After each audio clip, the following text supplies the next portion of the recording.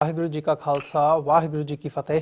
America ਦੇ ਵਿੱਚੋਂ ਆਰਸੀਐਨ ਤੇ ਸਪੈਕਟਰਮ ਕੇਬਲ ਰਾਹੀਂ, ਕੈਨੇਡਾ ਦੇ ਵਿੱਚੋਂ ਬੈਲ 5 ਕੇਬਲ ਨੈਟਵਰਕ ਰਾਹੀਂ ਤੇ ਵਰਲਡ ਵਾਈਡ ਗਲੋਬਲ ਸੀਪੀਐਨ, ਜਾਦੂ ਟੀਵੀ, ਰੋਕੂ ਟੀਵੀ, ਸ਼ਾਵਾ ਟੀਵੀ, ਟੀਵੀ 84 ਦੀ ਵੈਬਸਾਈਟ ਤੋਂ ਆਨਲਾਈਨ ਸਟ੍ਰੀਮਿੰਗ ਜਾਂ ਫਿਰ ਫੇਸਬੁੱਕ ਰਾਹੀਂ ਸਾਡੇ ਨਾਲ ਜੁੜੇ ਹੋਏ ਸਾਰੇ ਦਰਸ਼ਕਾਂ ਦਾ ਮੈਂ ਅਮਰਵੀਰ ਸਿੰਘ ਅੱਜ ਦੇ ਪ੍ਰੋਗਰਾਮ ਵਿੱਚ ਤਹਿ ਦਿਲੋਂ ਸਵਾਗਤ ਕਰਦਾ।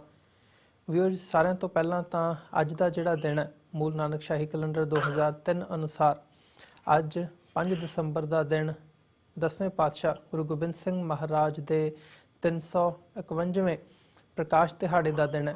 ਇਸ ਦਿਹਾੜੇ ਤੇ ਜਿੱਥੇ ਅੱਜ ਅਸੀਂ ਟੀਵੀ 84 ਵੱਲੋਂ ਇਸ ਮੰਚ ਵੱਲੋਂ ਤੁਹਾਨੂੰ ਸਾਰਿਆਂ ਨੂੰ, ਸਾਡੇ ਸਾਰੇ ਦਰਸ਼ਕਾਂ ਤੇ ਸਰੋਤਿਆਂ ਨੂੰ ਵਧਾਈ ਦਿੰਦੇ ਹਾਂ, ਲੱਖ ਲੱਖ ਮੁਬਾਰਕਬਾਦ ਦਿੰਦੇ ਹਾਂ।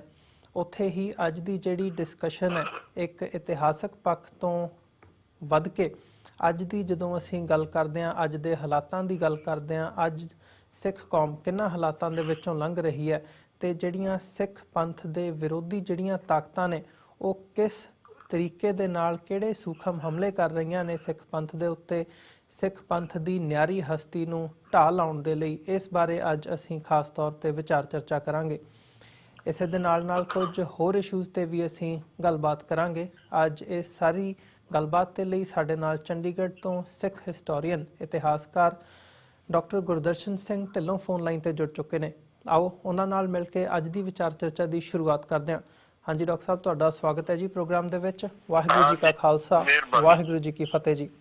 ਤੁਹਾਡੇ ਪਹਿਲਾਂ ਤਾਂ ਤੁਹਾਡੇ ਸਾਰੇ ਸਰੋਤਿਆਂ ਨੂੰ ਤੁਹਾਡੇ ਰਾਹੀਂ ਨਵੇਂ ਸਾਲ ਦੀ ਬਹੁਤ ਬਹੁਤ ਵਧਾਈ।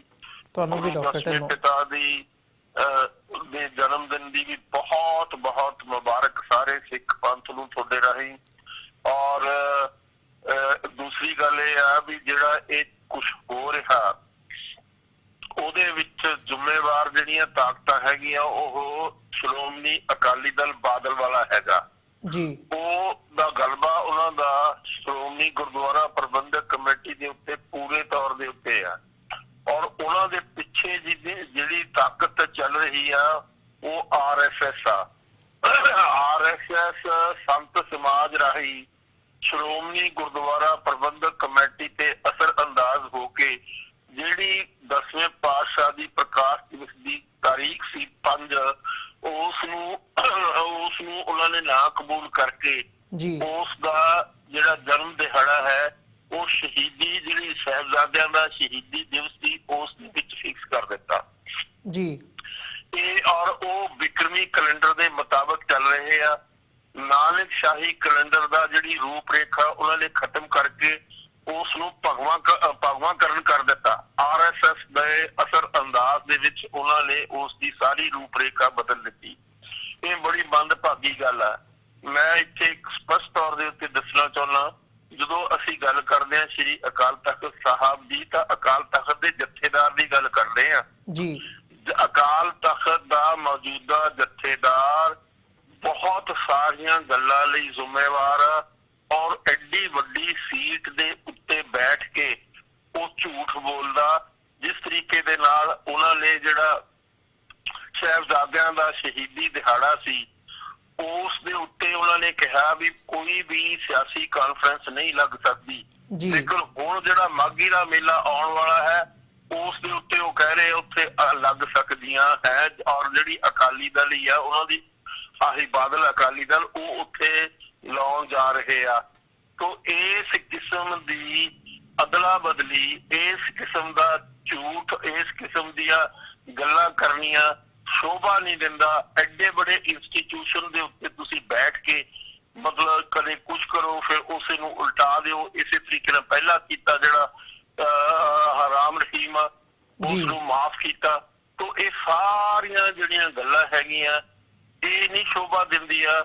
ਜਿਹੜਾ ਸ਼੍ਰੀ ਅਕਾਲ ਤਖਤ ਸਾਹਿਬ ਦਾ ਸਪੋਕਸਮੈਨ ਹੋਵੇ ਉਹ ਇਸ ਕਿਸਮ ਦੀਆਂ ਝੂਠ, ਇਸ ਕਿਸਮ ਦੀਆਂ ਅਦਲਾ ਬਦਲੀਆਂ ਜੀਆਂ ਕਰੇ, ਇਸ ਦੇ ਨਾਲ ਉਹਨਾਂ ਦੀ ਆਪਣੀ ਸ਼ਾਖ ਤਾਂ ਗਿਰਦੀ ਆ। ਲੇਕਿਨ ਸ਼੍ਰੀ ਅਕਾਲ ਤਖਤ ਸਾਹਿਬ ਤੇ ਵੀ ਥੋੜਾ ਬਹੁਤਾ ਆਉਂਦਾ ਵੀ ਇਸ ਕਿਸਮ ਦੇ ਬੰਦੇ ਸ਼੍ਰੀ ਅਕਾਲ ਤਖਤ ਸਾਹਿਬ ਦੀ ਜ਼ਿੰਮੇਵਾਰੀ ਲਈ ਬੈਠੇ ਆ ਜੀ। ਬਿਲਕੁਲ ਇਹ ਗੱਲ ਬੜੀ ਮੰਦਭਾਗੀ ਆ ਔਰ ਲੋਕਾਂ ਦੇ ਵਿੱਚ ਇਸ ਗੱਲ ਦਾ ਬੜਾ ਰੋਸ ਆ। ਔਰ ਇਸੇ ਤਰੀਕੇ ਇਹਨਾਂ ਚੀਜ਼ਾਂ ਕਰਕੇ ਹੀ ਸ਼੍ਰੋਮਣੀ ਅਕਾਲੀ ਦਲ ਲੋਕਾਂ ਦੇ ਮਨਾਂ ਵਿੱਚੋਂ ਉਤਰਿਆ। ਜੀ ਬਿਲਕੁਲ। ਸ੍ਰੀ ਗੁਰੂ ਗ੍ਰੰਥ ਸਾਹਿਬ ਦੀਆਂ ਬੇਅਦਬੀਆਂ ਹੋਈਆਂ, ਜਿਹੜਾ ਨਾਨਕਸ਼ਾਹੀ ਕੈਲੰਡਰ ਆ ਉਹਨੂੰ ਬਦਲ ਦਿੱਤਾ ਗਿਆ, ਔਰ ਇਸੇ ਤਰੀਕੇ ਨਾਲ ਲੱਗਣਸਾਰ ਜਦੋਂ 10 ਸਾਲ ਪਹਿਲਾਂ ਲੱਗਿਆ ਸੀ ਉਸੇ ਵੇਲੇ ਸਮੇਧ ਸਿੰਘ ਸੈਣੀ ਨੂੰ ਡੀਜੀਪੀ ਪੰਜਾਬ ਦਾ ਲਾਤਾ, ਜਿਹਨੇ ਸੈਂਕੜੇ ਬੇਗੁਨਾਹ ਸਿੱਖਾਂ ਦਾ ਕਤਲ ਕੀਤਾ। ਤੋ ਇਹ ਚੀਜ਼ਾਂ ਸਿੱਖਾਂ ਦੇ ਦਿਲਾਂ ਵਿੱਚ ਬਹੁਤ ਡੂੰਘਾ ਅਸਰ ਕਰਦੀਆਂ, ਔਰ ਉਹ ਸਿੱਖਾਂ ਨੇ ਆਪਣਾ ਮੂੰਹ ਇਹ ਜਿਹੜੀ ਬਾਦਲ ਅਕਾਲੀ ਦਲ ਸੀ ਇਸ ਤੋਂ ਮੋੜ ਲਿਆ, ਔਰ ਉਹ ਸਮਝ ਗਏ ਵੀ ਬਾਦਲ ਅਕਾਲੀ ਦਲ ਆ ਜਿਹੜਾ ਸਿੱਖਾਂ ਦਾ ਰਹਿਨੁਮਾ ਨਹੀਂ, ਬਲਕਿ ਉਹ RSS ਦੇ ਹੁਕਮ ਅਦੂਲੀ ਦੇ ਵਿੱਚ ਬੰਨਿਆ ਹੋਇਆ। ਜੀ ਡਾਕਟਰ ਢਿੱਲੋਂ, ਜਿਵੇਂ ਅੱਜ ਅਸੀਂ ਗੁਰੂ ਗੋਬਿੰਦ ਸਿੰਘ ਸਾਹਿਬ ਦੇ ਪ੍ਰਕਾਸ਼ ਦਿਹਾੜੇ ਦੇ ਮੌਕੇ ਦੇ ਉੱਤੇ ਗੱਲ ਕਰ ਰਹੇ ਹਾਂ ਤੇ ਤੁਸੀਂ RSS ਦੀ ਗੱਲ ਕੀਤੀ ਹੈ, ਸੋ ਇੱਕ ਨੀਤੀ ਜਿਹੜੀ RSS ਦੀ ਦੇਖੀ ਜਾ ਰਹੀ ਹੈ, ਸਿੱਖ ਚਿੰਤਕਾਂ ਵੱਲੋਂ ਇਹਦੇ ਤੇ ਸਵਾਲੀਆ ਚਿੰਨ੍ਹ ਵੀ ਲਾਇਆ ਜਾਂਦਾ, ਇਹਨੂੰ ਦਰਕਿਨਾਰ ਕਰਨ ਦੀ ਵੀ ਕੋਸ਼ਿਸ਼ ਕੀਤੀ ਜਾਂਦੀ ਹੈ ਕਿ ਗੁਰੂ ਸਾਹਿਬ ਨੂੰ ਕਿਤੇ ਨਾ ਕਿਤੇ ਜਿਹੜੀ ਐਂਟੀ ਇਸਲਾਮ ਦੀ ਲਾਈਨ ਹੈਗੀ ਹੈ ਉਹਨਾਂ ਨੂੰ ਉਸ ਦੇ ਵਿੱਚ ਪਰੋ ਕੇ ਪੇਸ਼ ਕਰਨ ਦੀ ਕੋਸ਼ਿਸ਼ ਕੀਤੀ ਜਾਂਦੀ ਹੈ, ਜਾਂ ਹਿੰਦੂਤਵਾ ਦੇ ਨਾਲ ਜੋੜ ਕੇ ਭਗਵਾਂਕਰਨ ਕਰਕੇ ਉਹਨਾਂ ਦੀ ਇਮੇਜ ਦਾ ਉਵੇਂ ਉਹਨਾਂ ਨੂੰ ਬਣਾ ਕੇ ਪੇਸ਼ ਕਰਨ ਦੀ ਕੋਸ਼ਿਸ਼ ਕੀਤੀ ਜਾਂਦੀ ਹੈ। ਏਦਾਂ ਦਾ ਹੀ ਪਿਛਲੇ ਦਿਨਾਂ ਦੇ ਵਿੱਚ ਸੈਮੀਨਾਰ ਵੀ ਕਰਵਾਏ ਗਏ ਆ, ਬਾਹਰ ਵੀ ਉਹਨਾਂ ਦਾ ਵਿਰੋਧ ਹੋਇਆ, ਤੇ ਉੱਥੋਂ ਵੀ ਜਿਹੜੀਆਂ ਅੱਜ ਦੀਆਂ ਖਬਰਾਂ ਆ ਰਹੀਆਂ ਨੇ ਕਿਤੇ ਨਾ ਕਿਤੇ ਫਿਲਮੀ ਸਿਤਾਰਿਆਂ ਨੂੰ ਨਾਲ ਜੋੜ ਕੇ ਉਹਨਾਂ ਵੱਲੋਂ ਇੱਕ ਮੁੰਬਈ ਦੇ ਵਿੱਚ ਪ੍ਰੋਗਰਾਮ ਕਰਵਾਇਆ ਜਾ ਰਿਹਾ ਹੈ, ਤੇ ਅੱਜ ਤੁਹਾਡੇ ਕੋਲ ਜਦੋਂ 6 ਤਰੀਕ ਦੀ ਗੱਲ ਹੈਗੀ ਹੈ ਤਾਂ ਦਿੱਲੀ ਤੋਂ ਅਨੰਦਪੁਰ ਸਾਹਿਬ ਇੱਕ ਮਾਰਚ ਕੱਢਣ ਦੀ ਲਾਈਨ ਵੀ ਹੈਗੀ ਹੈ। ਸੋ ਇਹ ਜਿਹੜੀਆਂ ਸਾਰਾ ਘਟਨਾਕ੍ਰਮ ਹੈ ਇਹਨੂੰ ਤੁਸੀਂ ਕਿਵੇਂ ਦੇਖਦੇ ਹੋ? ਗੁਰੂ ਗੋਬਿੰਦ ਸਿੰਘ ਸਾਹਿਬ ਦੀ ਜਿਹੜੀ ਇਮੇਜ ਹੈ ਉਹਨੂੰ ਕਿਵੇਂ ਵੱਖਰੇ ਤਰੀਕੇ ਦੇ ਨਾਲ ਪੇਸ਼ ਕੀਤਾ ਜਾ ਰਿਹਾ ਹੈ ਤੇ ਇਹਦੇ ਪਿੱਛੇ ਮਕਸਦ ਕੀ ਹੈ? ਦੇਖੋ, ਇਹ ਬੜੀ ਡੂੰਘੀ ਚਾਲ ਆ RSS ਦੀ, ਜਿਸ ਦੇ ਮੁਤਾਬਕ ਸ੍ਰੀ ਗੁਰੂ ਗੋਬਿੰਦ ਸਿੰਘ ਨੂੰ ਸਿਰਫ ਹਿੰਦੂਆਂ ਦਾ ਲੀਡਰ ਮਨਾਇਆ ਜਾ ਰਿਹਾ, ਔਰ ਇਹ ਪ੍ਰੋਜੈਕਟ ਕੀਤਾ ਜਾ ਰਿਹਾ ਵੀ ਇੰਡੀਅਨ ਨੇਸ਼ਨ ਲਈ ਉਹਨਾਂ ਨੇ ਸਾਰੀਆਂ ਸ਼ਹਾਦਤਾਂ ਦਿੱਤੀਆਂ ਆਪਣੀਆਂ ਤੇ ਆਪਣੇ ਪਰਿਵਾਰ ਦੀਆਂ।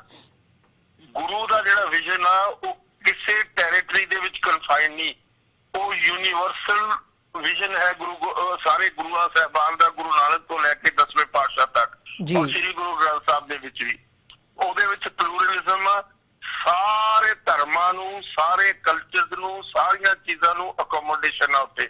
ਜਿਹੜੀ ਮਾਨਵਤਾ ਹੈ, ਇਨਸਾਨੀਅਤ ਆ, ਉਸ ਦੇ ਹੱਕ ਦੇ ਵਿੱਚ ਪਹਿਰਾ ਦੇਣ ਦੀ ਗੱਲ ਆ। ਤੋ ਜਿਹੜੇ ਇਹ ਹਿੰਦੂਤਵਾ ਫੋਰਸਿਸ ਹੈਗੀਆਂ ਉਹ ਇਹ ਪ੍ਰੋਜੈਕਟ ਕਰ ਰਹੀਆਂ ਵੀ ਜਿਹੜੇ ਸਿੱਖ ਗੁਰੂ ਸਾਹਿਬਾਨ ਸੀ ਉਹਨਾਂ ਨੇ ਜਿੰਨੀਆਂ ਲੜਾਈਆਂ ਲੜੀਆਂ ਮੁਗਲਾਂ ਦੇ ਖਿਲਾਫ ਲੜੀਆਂ, ਇਹ ਬਿਲਕੁਲ ਗਲਤ ਬਿਆਨੀ ਹੈ। ਔਰ ਜਿਸ ਤਰੀਕੇ ਦੇ ਨਾਲ ਗੁਰੂ 10ਵੇਂ ਪਾਤਸ਼ਾਹ ਨੇ ਜਿਹੜੀਆਂ ਜ਼ਿਆਦਾ ਲੜਾਈਆਂ ਲੜੀਆਂ ਹਿੰਦੂ ਹਿੱਲ ਰਾਜਿਆਂ ਦੇ ਨਾਲ ਲੜੀਆਂ, ਔਰ ਜਿਹੜੇ ਕਿ ਬੁੱਤ ਪ੍ਰਸਤ ਸੀਗੇ, ਜਿਹੜੇ ਕਿ ਕੱਟੜ ਹਿੰਦੂਵਾਦ ਨੂੰ ਅੱਗੇ ਲਿਜਾ ਕੇ ਸਾਰੀ ਗੱਲ ਕਰਦੇ ਸੀ, ਆਪਣੀ ਸਿਆਸਤ ਚਲਾਉਂਦੇ ਸੀ, ਗੁਰੂ ਸਾਹਿਬਾਨ ਉਹਨਾਂ ਦੇ ਖਿਲਾਫ, ਔਰ ਉਹਨਾਂ ਨੇ ਜਿੰਨਾ ਡੈਮੇਜ ਗੁਰੂਆਂ ਨੂੰ ਕੀਤਾ, ਚਾਹੇ 5ਵੇਂ ਪਾਤਸ਼ਾਹ ਦੀ ਸ਼ਹਾਦਤ ਆ, ਚਾਹੇ ਸਾਹਿਬਜ਼ਾਦਿਆਂ ਨੂੰ ਹੈਂਡਓਵਰ ਕਰਨਾ, ਉਸ ਵੇਲੇ ਦੇ ਜਿਹੜਾ ਇੱਥੇ ਦਾ ਸਰਹੰਦ ਦਾ ਜਿਹੜਾ ਸੀਗਾ ਨਵਾਬ ਉਸਦੇ ਕੋਲ ਪੇਸ਼ ਕਰਨਾ, ਇਹ ਸਾਰੀਆਂ ਬਟਰੇਲ ਜਿਹੜੀਆਂ ਹਿੰਦੂਆਂ ਰਾਹੀਂ ਹੋਈਆਂ। ਤੋ ਇਹ ਗੱਲ ਬੜੀ ਸਾਫ਼ ਆ ਕਿ ਗੁਰੂ ਦਾ ਆਦੇਸ਼ ਕਿਸੇ ਛੋਟੇ ਦਾਇਰੇ 'ਚ ਪੁੱਟ ਕਰਕੇ ਉਸ ਨੂੰ ਹਿੰਦੂਆਂ ਦਾ ਹੀਰੋ ਬਣਾ ਕੇ ਮੁਸਲਮਾਨਾਂ ਦਾ ਦੁਸ਼ਮਣ ਬਣਾ ਕੇ ਪ੍ਰੋਜੈਕਟ ਕਰਨਾ, ਇਸ ਕਿਸਮ ਦੀ ਗਲਤ ਬਿਆਨੀ, ਇਸ ਕਿਸਮ ਦੀ ਗਲਤ ਇੰਟਰਪ੍ਰੀਟੇਸ਼ਨ ਸਿੱਖ ਇਤਿਹਾਸ ਦੀ ਕੀਤੀ ਜਾ ਰਹੀ ਹੈ, ਔਰ ਇਹ ਜਾਣਬੁੱਝ ਕੇ ਕੀਤੀ ਜਾ ਰਹੀ ਹੈ। ਪਰ ਮੈਂ ਇੱਥੇ ਇੱਕ ਬਹੁਤ ਖੁਸ਼ੀ ਤੇ ਤਸੱਲੀ ਬਖਸ਼ ਗੱਲ ਕਰਦਾ ਕਿ 25 ਅਕਤੂਬਰ ਨੂੰ ਜਿਹੜਾ ਇਹਨਾਂ ਨੇ ਦਿੱਲੀ ਦੇ ਵਿੱਚ ਬਹੁਤ ਵੱਡਾ ਇਜਲਾਸ ਕਰਨਾ ਸੀ, ਜਿਸ ਦੇ ਵਿੱਚ ਸਿੱਖਾਂ ਨੂੰ ਬੁਲਾਇਆ ਸੀ, ਔਰ ਸੋ ਇਕਬਾਲ ਸਿੰਘ ਨੂੰ ਟਿਕਟ ਵੀ ਭੇਜਤਾ ਸੀ, ਔਰ ਉਸਨੇ ਉਹ ਪ੍ਰੈਜ਼ਾਈਡ ਓਵਰ ਕਰਨਾ ਸੀ। ਉੱਥੇ ਹਿੰਦੁਸਤਾਨ ਦਾ ਹੋਮ ਮਿਨਿਸਟਰ ਰਾਜਨਾਥ ਸਿੰਘ ਗਿਆ, ਲੇਕਿਨ ਉਸ ਦੇ ਵਿੱਚ ਕੋਈ ਕਿਸੇ ਸਿੱਖ ਜਥੇਬੰਦੀ ਦੀ ਹਿੰਮਤ ਨਹੀਂ ਪਈ, ਕਿਉਂਕਿ ਸਮੁੱਚੇ ਸਿੱਖ ਪੰਥ ਦੇ ਵਿੱਚ ਇੱਕ ਐਸਾ ਉਭਾਰ ਆਇਆ RSS ਦੇ ਖਿਲਾਫ ਕਿ ਕਿਸੇ ਵੀ ਸਿੱਖ ਜਥੇਬੰਦੀ ਨੇ, ਚਾਹੇ ਦਿੱਲੀ ਦੀ ਸ਼੍ਰੋਮਣੀ ਗੁਰਦੁਆਰਾ ਮੈਨੇਜਿੰਗ ਕਮੇਟੀ ਆ, ਚਾਹੇ ਸ਼੍ਰੋਮਣੀ ਅਕਾਲੀ ਦਲ ਆ, ਚਾਹੇ ਅੱਜ ਦਾ ਜਿਹੜਾ ਅਕਾਲ ਤਖਤ ਦਾ ਜਥੇਦਾਰ ਆ, ਉਹ ਅਖੀਰਲੇ ਦਮ ਤੱਕ ਬਿਲਕੁਲ ਬੋਲਿਆ ਨਹੀਂ। ਲੇਕਿਨ ਜਦੋਂ ਉਸਨੇ ਦੇਖਿਆ ਵੀ ਸਾਰਾ ਜਿਹੜਾ ਸਿੱਖ ਜਗਤ ਆ ਉਹ ਇੱਕ ਸੁਰ ਦੇ ਵਿੱਚ ਖੜਾ, ਤਾਂ ਉਸਨੇ ਅਖੀਰ 'ਚ ਇਹ ਕਹਿ ਦਿੱਤਾ ਵੀ ਪਹਿਲਾ ਵਿਦਾਂਤੀ ਜੀ ਦਾ ਜਿਹੜਾ ਹੁਕਮਨਾਮਾ ਹੈ 2004 ਦਾ, ਉਸ ਨੂੰ ਅਸੀਂ ਪ੍ਰਵਾਨਿਤ ਮੰਨਦੇ ਆ, ਔਰ RSS ਸਾਡੀ ਤੁਹਾਡੀ ਦੁਸ਼ਮਣ ਜਮਾਤ ਹੈ। ਉਸ ਵੇਲੇ ਇਹ ਗੱਲ ਕਹੀ ਗਈ, ਲੇਕਿਨ ਅੰਦਰੋਂ ਅੰਦਰੀ RSS ਦੇ ਨਾਲ ਸੁਰ ਮਿਲੀ ਹੋਈ ਹੈ। ਤੋ ਇਹ ਗੱਲ ਬੜੀ ਮੰਦਭਾਗੀ ਆ।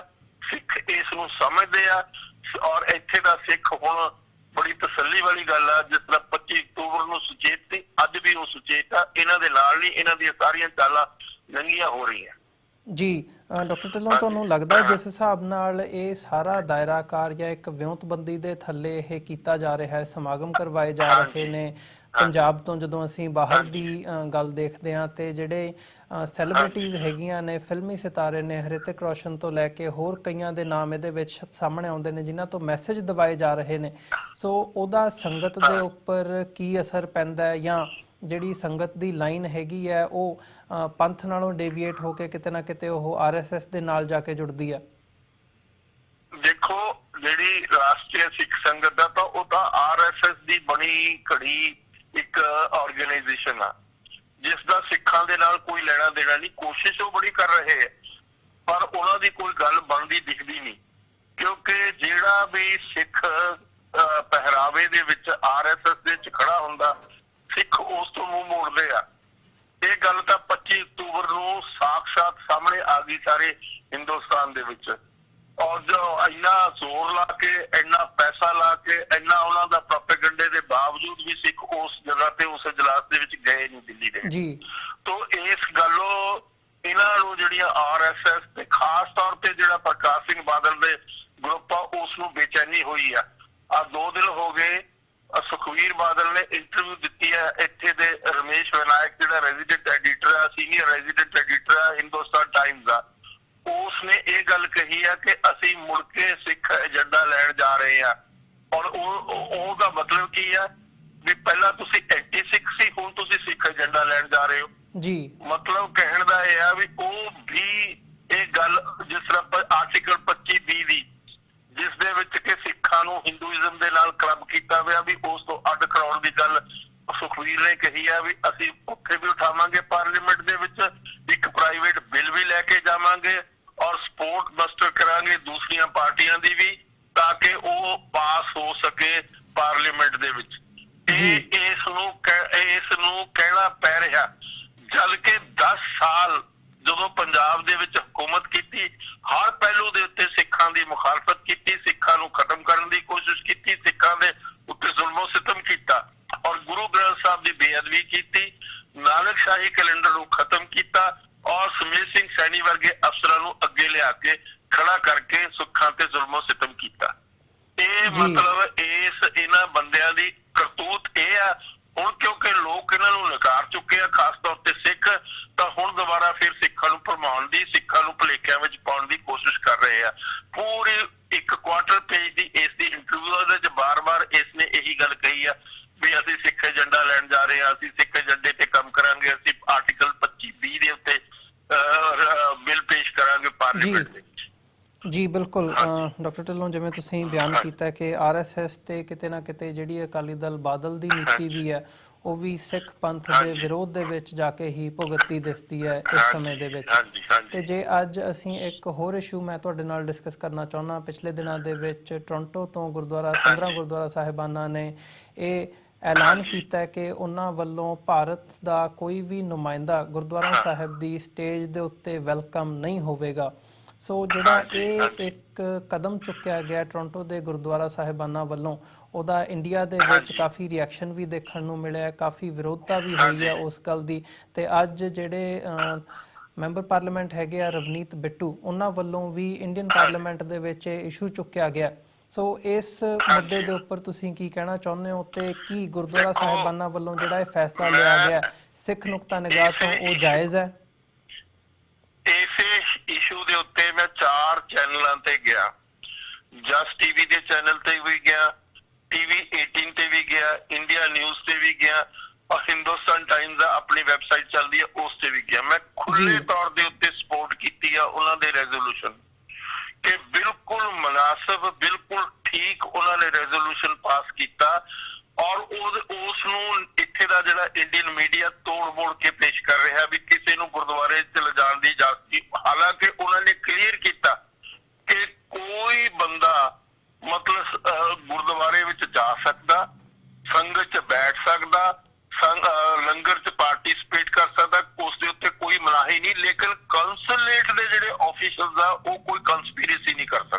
ਜੀ ਇਸ ਦਾ ਪਿੱਛੇ ਇਤਿਹਾਸ ਹੈ।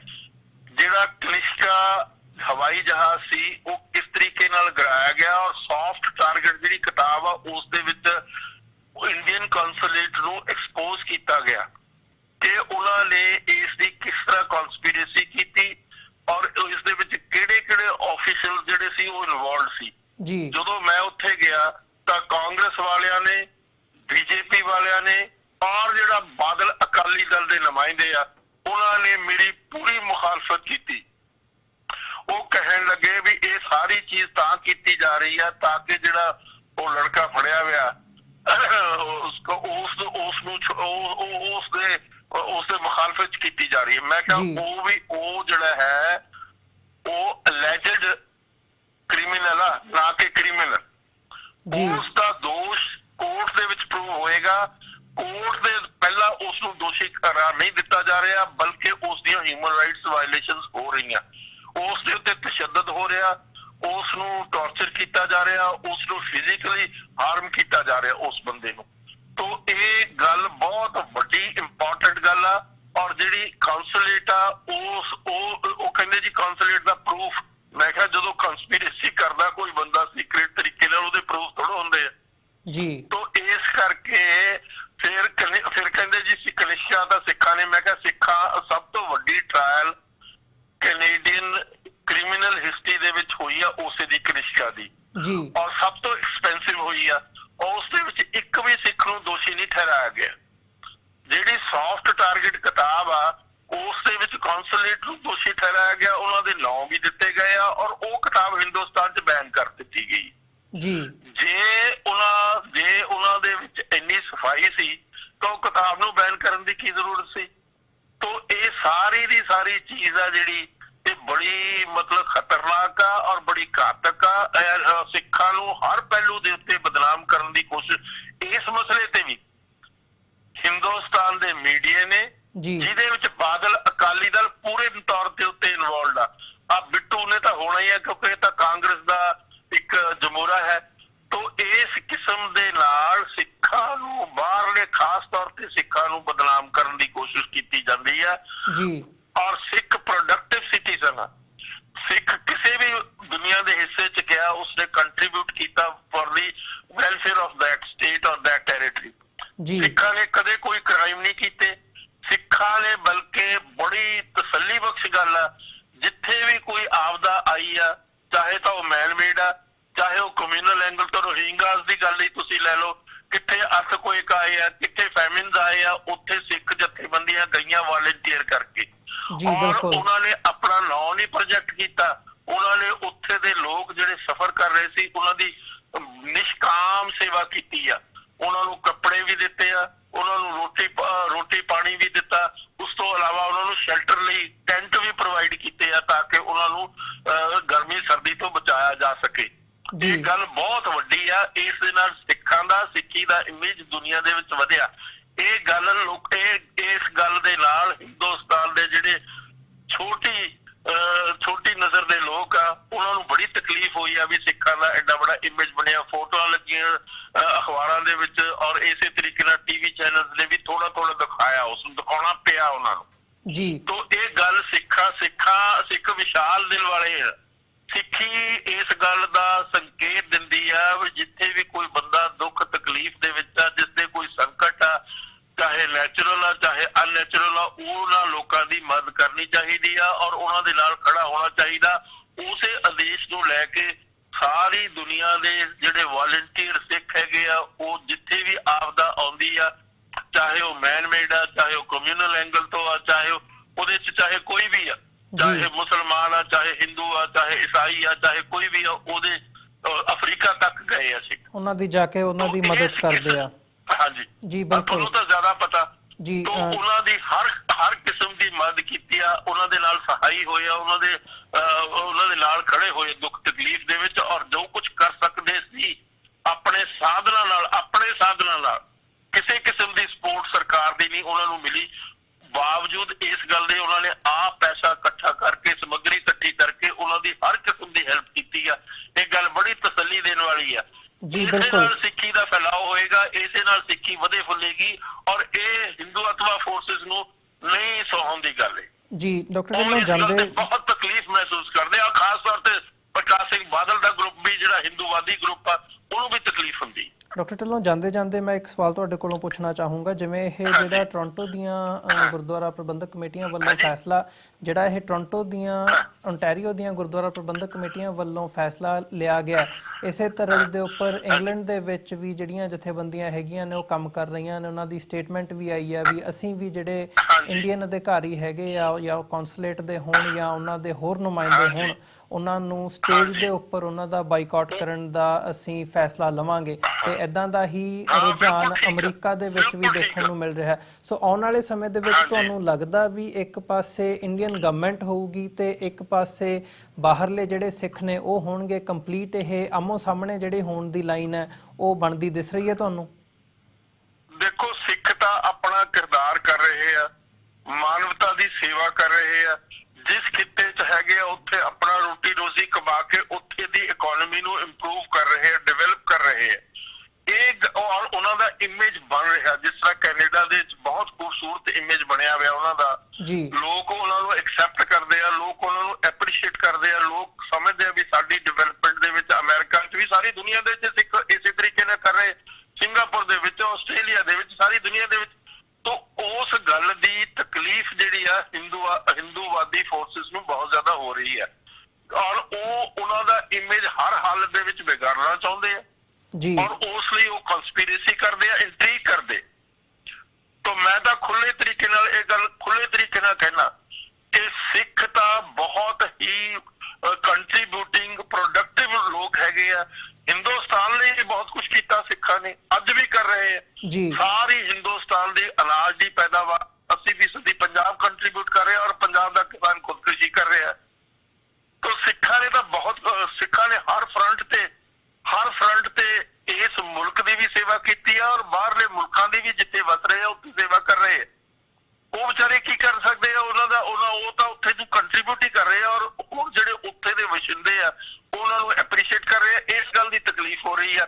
ਅਮਰਿੰਦਰ ਸਿੰਘ ਨੇ 100 ਵਾਰੀ, ਉਹ ਜਿਹੜਾ ਸੱਜਣ ਆਇਆ ਸੀ ਡਿਫੈਂਸ ਮਿਨਿਸਟਰ, ਬੜਾ ਮਹਾ ਸ਼ਰੀਫ ਆਦਮੀ, ਉਸ ਦੀ ਕਿੰਨੀ ਬੇਇੱਜ਼ਤੀ ਕੀਤੀ ਹੈ ਜੀ। ਇਹਨਾਂ ਨੂੰ ਪੁੱਗਦੀ ਨਹੀਂ, ਕਿਉਂਕਿ ਇਹਨਾਂ ਦਾ ਆਪਣਾ ਇਮੇਜ ਜਿਹੜਾ ਹੈ ਉਹ ਐਂਟੀ ਸਿੱਖ ਆ, ਔਰ ਇਹਨਾਂ 'ਚ ਬੇਈਮਾਨੀਆਂ, ਕਰਪਸ਼ਨਾਂ ਫਸੀਆਂ ਵੀ ਆ।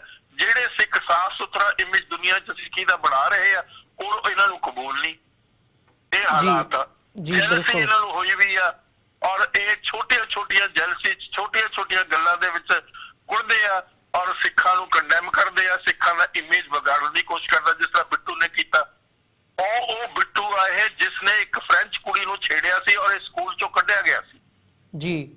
ਇਹਦਾ ਕਿਰਦਾਰ ਹੈ, ਔਰ ਉਹ ਕੇਸ ਹਾਲੇ ਤੱਕ ਵੀ ਖੜਾ, ਲੇਕਿਨ ਇਹਨਾਂ ਦਾ ਅਸਰ ਅੰਦਾਜ਼ ਆ ਸਰਕਾਰ ਦੇ ਉੱਤੇ, ਉਸ ਕੇਸ ਦਾ ਫੈਸਲਾ ਨਹੀਂ ਹੋਣ ਦਿੰਦੇ ਜੀ। ਡਾਕਟਰ ਢਿੱਲੋਂ, ਤੁਹਾਡਾ ਬਹੁਤ ਧੰਨਵਾਦ ਇਹਨਾਂ ਦੋਵਾਂ ਇਸ਼ੂਜ਼ ਦੇ ਉੱਪਰ ਆਪਣਾ ਸਮਾਂ ਕੱਢ ਕੇ ਤੁਸੀਂ ਸਾਡੇ ਨਾਲ ਵਿਚਾਰਾਂ ਦੀ ਸਾਂਝ ਪਾਈ ਹੈ।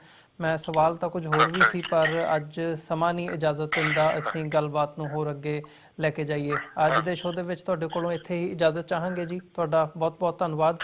ਵਾਹਿਗੁਰੂ ਜੀ ਕਾ ਖਾਲਸਾ, ਵਾਹਿਗੁਰੂ ਜੀ ਕੀ ਫਤਿਹ ਜੀ। ਵਿਊਅਰਸ, ਇਹ ਸਨ ਡਾਕਟਰ ਗੁਰਦਰਸ਼ਨ ਸਿੰਘ ਢਿੱਲੋਂ। ਉਮੀਦ ਕਰਦੇ ਹਾਂ ਕਿ ਇਹਨਾਂ ਨਾਲ ਸਾਡੀ ਜਿਹੜੀ ਅੱਜ ਦੀ ਗੱਲਬਾਤ ਸੀ ਤੁਹਾਨੂੰ ਜ਼ਰੂਰ ਪਸੰਦ ਆਈ ਹੋਵੇਗੀ। ਜਾਂਦੇ ਤੁਹਾਡੇ ਚਰਨਾਂ ਦੇ ਵਿੱਚ ਬੇਨਤੀ ਵੀ ਕਰਦੇ ਹਾਂ ਕਿ TV84 ਨੂੰ ਚੱਲਦਾ ਰੱਖਣ ਦੇ ਲਈ, ਅੱਗੇ ਵਧਾਉਣ ਦੇ ਲਈ ਸਾਨੂੰ ਤੁਹਾਡੀ ਸਹਾਇਤਾ ਦੀ ਲੋੜ ਹੈ। TV84 ਨੂੰ ਡੋਨੇਟ ਕਰਨ ਦੇ ਲਈ ਤੁਸੀਂ ਸਾਡੀ ਵੈਬਸਾਈਟ www.tv84.tv ਤੇ ਜਾ ਕੇ ਸਾਨੂੰ ਡੋਨੇਟ ਕਰ ਸਕਦੇ ਹੋ ਤੇ ਮੰਥਲੀ ਡੋਨੇਸ਼ਨਸ ਦੇ ਲਈ ਪਲੈਜ ਕਰ ਸਕਦੇ ਹੋ। ਜੇ ਚੈੱਕ ਰਾਹੀਂ ਡੋਨੇਸ਼ਨਸ ਭੇਜਣੀਆਂ ਚਾਹੁੰਦੇ ਹੋ ਤਾਂ TV84 ਦੇ ਨਾਮ ਦਾ ਚੈੱਕ ਬਣਾ ਕੇ ਤੁਸੀਂ ਸਾਨੂੰ ਸਾਡੇ ਐਡਰੈਸ ਤੇ ਮੇਲ ਕਰ ਸਕਦੇ ਹੋ। 3601 37th Avenue, Long Island City, New York 11101। Website ਇੱਕ ਵਾਰ ਫਿਰ ਰਿਪੀਟ ਕਰਦੇ ਹਾਂ, www.tv84.tv। ਇਸੇ ਦੇ ਨਾਲ ਵਿਊਅਰਸ, ਅਸੀਂ ਅੱਜ ਦੇ ਪ੍ਰੋਗਰਾਮ ਦੇ ਵਿੱਚ ਤੁਹਾਡੇ ਕੋਲੋਂ ਇੱਥੇ ਇਜਾਜ਼ਤ ਚਾਹਾਂਗੇ। ਅਗਲੇ ਹਫਤੇ ਸੋਮਵਾਰ ਨੂੰ ਤੁਹਾਡੇ ਨਾਲ ਦੁਬਾਰਾ ਫਿਰ ਮੁਲਾਕਾਤ ਹੋਵੇਗੀ। ਤਦ ਤੱਕ ਲਈ ਇਜਾਜ਼ਤ ਦਿਓ ਜੀ। ਵਾਹਿਗੁਰੂ ਜੀ ਕਾ ਖਾਲਸਾ, ਵਾਹਿਗੁਰੂ ਜੀ ਕੀ ਫਤਿਹ।